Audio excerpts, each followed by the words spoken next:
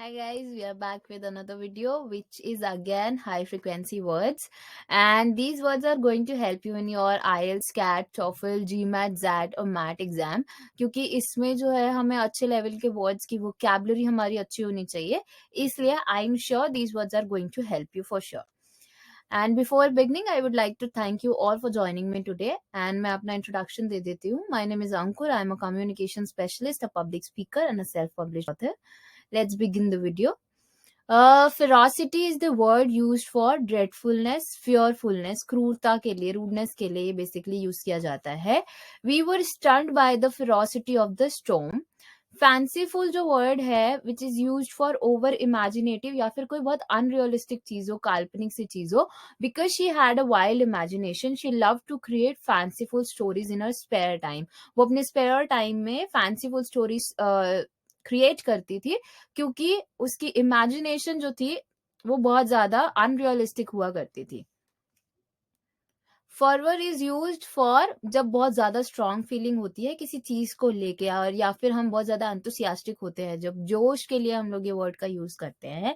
He read the poem aloud with a great forward, कि उसने बहुत एंथुसियाज्म के साथ में उस पोम को रीड किया ऊंची आवाज में. फिडेलिटी इज अ वर्ड जिसका मतलब होता है the quality of being faithful. Faithful के लिए, वफादारी के लिए फिडेलिटी का यूज करते हैं हम. Wanting fidelity implies you are thinking about a major relationship, कि आप एक मेजर रिलेशनशिप, एक सीरियस रिलेशनशिप के बारे में सोच रहे हैं, अगर आप लॉयलिटी के लिए, फेथफुलनेस के लिए अगर आप सोच रहे हैं तो. गेल इज द वर्ड जिसका मतलब होता है स्ट्रॉन्ग विंड या फिर आंधी तूफान. स्टॉर्म के लिए यूज किया जाता है. The board was damaged in a strong gale. Board जो था वो तूफान में, बहुत ज्यादा हाई लेवल का तूफान आया था, उसमें डैमेज हो गया. गैलेंट का मतलब होता है ब्रेव या फिर हेरोइक. बहादुर, बहादुर हिंदी में होगा इसका मतलब. He offered her his seat in a gallant gesture, कि उसने अपनी सीट उस फीमेल को ऑफर किया एक हेरोइक जेस्टर के तौर पे, एक ब्रेव जेस्टर के तौर पे. जिसका मतलब है एसेंस या फिर समरी. अगर हम सार की बात करते हैं, जैसे कि ओवरऑल चीज पढ़ने के बाद में लास्ट में पॉइंट क्या निकला, कंक्लूजन क्या निकला. Because Kiran told his story in a confusing way, I could not get the gist of it. क्योंकि किरण ने अपनी स्टोरी एक कंफ्यूजिंग वे में सुनाई तो मुझे समझ नहीं आया कि वो बोलना क्या चाह रहा है, उसका सार नहीं समझ में आया. जेनरिक, जनरल के लिए यूज किया जाता है, बहुत कॉमन सा हो, कुछ यूजुअल थिंग हो, सामान्य. The guards at the gate were rather generic today, being so plain that I can't even remember what they look like. इतने ज्यादा जेनरिक थे, इतने ज्यादा कॉमन थे कि मुझे ध्यान भी नहीं कि उनका लुक क्या था, वो कैसे दिखते थे. गलिबल बेसिकली जो वर्ड होता है वो स्ट्रेट फॉरवर्ड के लिए यूज किया जाता है, या जो आसानी से धोखा खा जाते हैं जो लोग, caught with chaff. The gullible women gave all her money to a fake charity, कि उस सीधी सादी औरत ने अपने सारे पैसे ही फेक चैरिटी को दे दिए. हारमोनियस का मतलब होता है फ्रेंडली या फिर peaceful. Harmony is the word जो हम पीस के लिए यूज करते हैं, विदाउट डिसएग्रीमेंट, और शांति तरीके से चीजें वहां पे हो जाए. Zia and I have worked well for 8 years because we have a harmonious relationship, क्योंकि हमारा रिलेशनशिप जो है बहुत फ्रेंडली है, बहुत पीसफुल है. दैट इज वाई हमने 8 सालों तक अच्छे से साथ में काम किया है. हॉटी इज द वर्ड जिसका मतलब होता है एरोगेंट या फिर प्राउड या प्रिटेंशियस, डिग्निफाइड, घमंडी हिंदी में अगर बोले तो. He spoke in a haughty tone, वो बहुत घमंडी टोन में, बहुत एरोगेंट टोन में उसने बात किया. हेरिडिटरी का मतलब होता है जो पेरेंट्स से बच्चों में पास होती है, उसको बोलते हैं पुश्तैनिक या आनुवांशिक हिंदी में. जैसे जीन्स ट्रांसफर होते हैं तो उसको हेरिडिटी में मिलना बोलते हैं, कि पेरेंट्स के जीन बच्चों में कुछ ना कुछ लेवल तक ट्रांसफर होते हैं. He suffer from a rare hereditary condition. बीमारियां भी ऐसे ही ट्रांसफर होती हैं उन जीन्स के साथ में, कुछ आदतें ट्रांसफर होती है पेरेंट्स से बच्चों में. So that is what we call is hereditary. Heed का मतलब होता है किसी चीज पे अटेंशन देना, स्पेशली एडवाइस या फिर वार्निंग.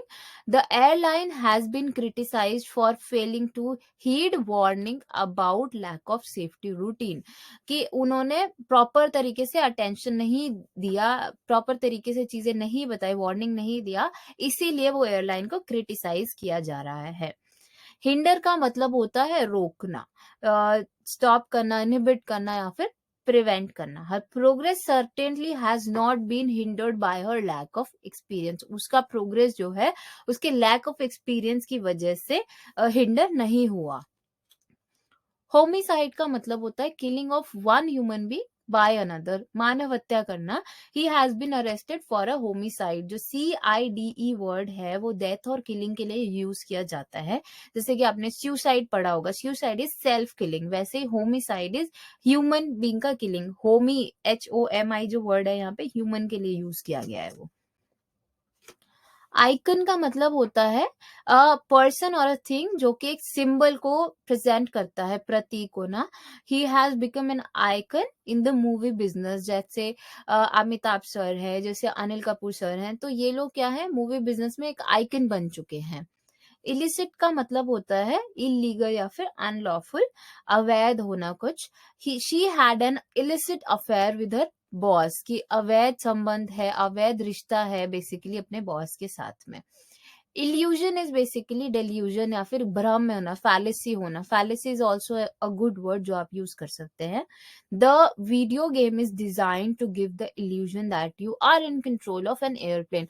जो वीडियो गेम है वो इस तरीके से डिजाइन किया गया है कि आपको लगेगा कि आप एयरप्लेन के कंट्रोल में हैं। Second last word is ignoramus. Ignoramus का मतलब है जो इंसान ज्यादा नॉलेज नहीं रखता है किसी पर्टिकुलर चीज में, अज्ञ या फिर अनजान हो जो किसी चीज से। I am a complete ignoramus as far as world history is concern, कि मैं बिल्कुल ही अनजान हूं अगर वर्ल्ड हिस्ट्री की बात हो रही है। I don't have much knowledge about it. Impudent is the last word of the day, जिसका मतलब होता है वेरी रूड या फिर जो रिस्पेक्ट नहीं करता किसी की, या who is not polite with other people, मतलब बहुत अशिष्ट या फिर आदर भाव से ना बिहेव करने वाला। The boy was punished for his impudent behaviour. उस लड़के को उसके इम्प्यूडेंट बिहेवियर, उसके रूड बिहेवियर के लिए पनिशमेंट दिया गया।